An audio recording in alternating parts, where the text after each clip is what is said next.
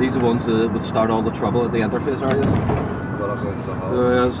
Interfaces, peace lines, walls, murals. There are plenty of names for the one divide that continues to define Northern Ireland today. More than 10 years after the celebrated peace agreement, it remains a land marked by physical and mental boundaries between the Catholic and Protestant sides. Post-conflict analysts say the number of barriers have tripled since the ceasefires in 1994, from 29 to 88. We've had a large number of them have been built. We've had many of them being extended, heightened, lengthened, strengthened in some way.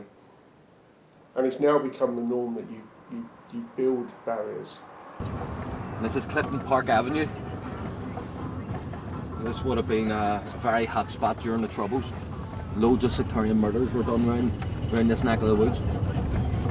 The walls are seen as a necessary part of the peace agreement, as two societies learn how to share the same space. The peace lines at the moment are like a comfort blanket for those who live beside them. If they weren't there at the moment, there is the chance that there would be a rise in intercommunal violence. How many different interface points do you usually check out? Today I will be checking out about 3 or 4.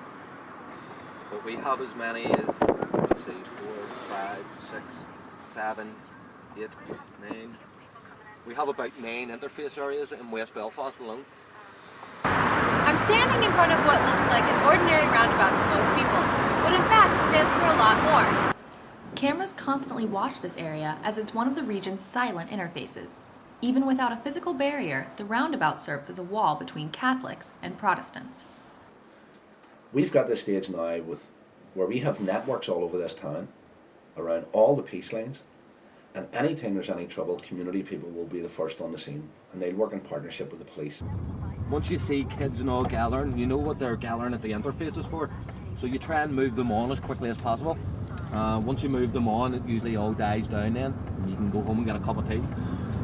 This work is a short-term answer to a historic divide, and a sustainable solution is going to take more time and greater organization. Some of these kids have grew up all in the peace process, so they wouldn't have knew the conflict and the way it really was. They wouldn't have knew nothing about that, you know what I mean? So why are they being sectarian? I don't know. Again, this is another interface area. There's no one wants those peace lines down more than the people who live in the shadow of them, because they're the people who live with cages around their windows. They're the people who look out their back or front door and see a wall. They're the people who have the tourists coming around gaping at them as if they were goldfish in a bowl. So what we need to do is bring the people who live on interfaces into mainstream society. Make the peace process work for them. For people living on the peace lines, the line between conflict and post-conflict is not so black and white. Caroline Porter, reporting from Belfast.